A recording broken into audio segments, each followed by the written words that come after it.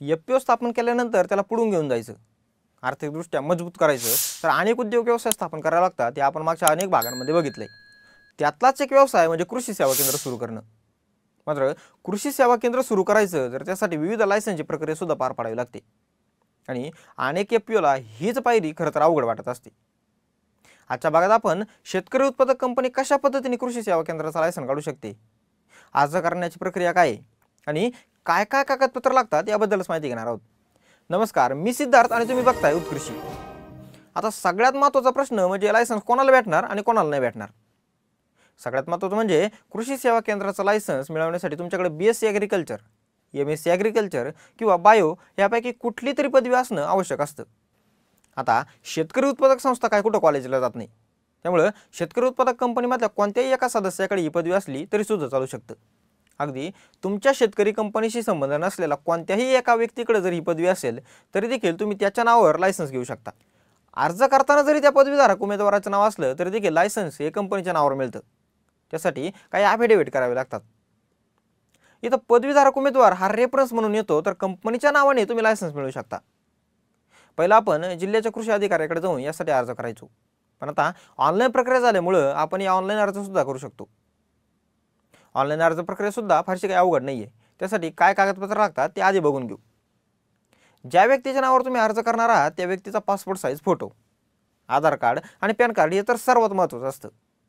त्यानंतर तुम्ही ज्या गाळ्यामध्ये हे दुकान सुरू करणार आहात त्या गाळ्याचं भाडे करार पत्र किंवा रेंट ॲग्रीमेंट, आणि समजा स्वतःचं दुकान असेल तर त्याचं मालकी प्रमाणपत्र सुद्धा जोडावं लागतं. त्यानंतर ज्या व्यक्तीच्या नावावर अर्ज करायचा त्याचं क्वालिफिकेशन सर्टिफिकेट म्हणजे तुमचं BSc ॲग्रिकल्चर किंवा MSc ॲग्रिकल्चर सर्टिफिकेट जोडावं लागतं. त्यानंतर तुमच्या कंपनीचं कृषी सेवा केंद्राचं लायसन्स पूर्वी कधीच आणि कोणत्याच राज्यात कॅन्सल झालेलं नसलं पाहिजे. शिवाय SP ऑफिसमधून इश्यू केलेलं अर्ज करणाऱ्याचं कॅरेक्टर सर्टिफिकेट सुद्धा महत्त्वाचं असतं. यासोबतच आणखी एक महत्त्वाचं कागदपत्र म्हणजे फॉर्म O. आता हा फॉर्म O म्हणजे खतं औषध उत्पादक कंपनीकडून पुरवला जाणारा एक कागद असतो. पण काही वेळेला तुम्हाला डायरेक्ट खतं औषधं बनवणाऱ्या कंपनीकडून हा फॉर्म O काही भेटत नाही. अशा वेळेला तुम्ही तुमच्या जिल्ह्यातल्या डिस्ट्रीब्युटर म्हणून नेमण्यात आलेल्या व्यक्तीकडून सुद्धा हा फॉर्म O घेऊ शकता. समजा तुमच्या जिल्ह्यासाठी इफ्को कंपनीनं एखाद्या व्यक्तीला डीलरशिप किंवा वितरक म्हणून नेमलं असेल तर अशा व्यक्तीकडून घेतलेला फॉर्म सुद्धा ग्राह्य धरला जाऊ शकतो. पण त्यासोबतच त्याच्या लायसन्सची कॉपी सुद्धा जोडणं गरजेचं असतं. आता ही सगळी कागदपत्र जुळवली की तुम्ही ऑनलाईन अर्ज भरू शकता. पण त्याआधी एक महत्त्वाची गोष्ट लक्षात घ्यायची ज्यावर फारसं कोणी विचार करत नाही, ती गोष्ट म्हणजे तुमच्याकडे वेट अँड मेजरमेंटचं लायसन्स असणं सुद्धा गरजेचं असतं. कारण तुम्ही कोणत्याही मोजमापाची गोष्ट विकणार असाल तर तुम्हाला हे वेट अँड मेजरमेंट लायसन्स गरजेचं असतं. नाहीतर ज्या वेळेला तुम्ही अर्ज भरून पुढे पाठवता त्यावेळेला क्लर्क टेस्ट करून तुमचा अर्ज पाठीमागे येण्याची शक्यता असते. एकदा तुम्ही अर्ज भरला तर तुम्ही ऑनलाईनच त्याचा स्टेटस बघू शकता. सगळ्यात आधी तुमचा अर्ज हा क्लर्क डेस्कला सादर केला जातो. तिथं तुमची सगळी कागदपत्र जर बरोबर असतील तर तुमचा अर्ज पास करून पुढे पाठवला जातो, किंवा कागदपत्रामध्ये थोडेफार जर काही कमतरता असल्या तर तुम्हाला पुन्हा अर्ज पाठीमागे पाठवून दुरुस्तीसाठी संधी दिली जाते. क्लर्कनं तुमचा अर्ज पास केला की तो अधिकारी स्तराच्या डेस्कला जातो. इथं तुमच्या कागदपत्रांची वैधता तपासली जाते. तुम्ही फॉर्मसोबत तुमच्या डिस्ट्रीब्युटरचं जे लायसन्स जोडलेलं असतं त्याची सुद्धा वैधता इथं तपासली जाते. आणि ते लायसन्स जर रिन्युअलला आलं असेल किंवा लवकरच एक्सपायर होणार असेल तर इथं तुम्हाला थोडाफार तापसुद्धा होऊ शकतो. त्यामुळे या बाबीसुद्धा आधीच लक्षात घेतल्या पाहिजेत आणि लवकर रिन्युअलला नसणारा लायसन्स जोडला पाहिजे.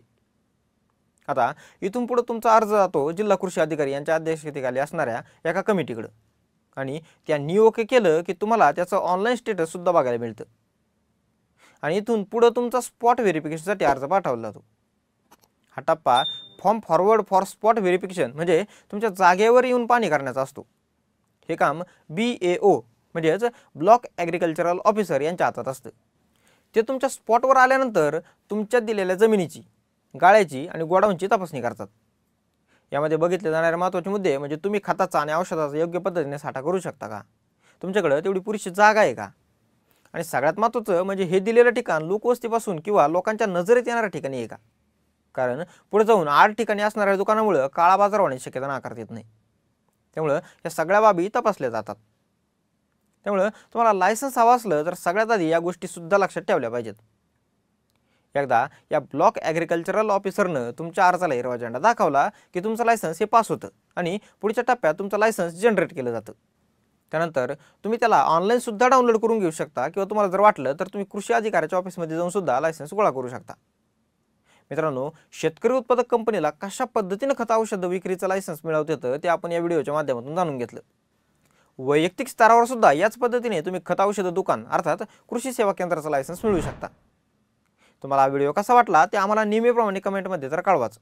शिवाय या व्हिडिओला भावी कृषी सेवा केंद्राच्या मालकाला पाठवायला सुद्धा विसरू नका। भेटूया पुढच्या व्हिडिओत, तोपर्यंत जय जवान जय किसान।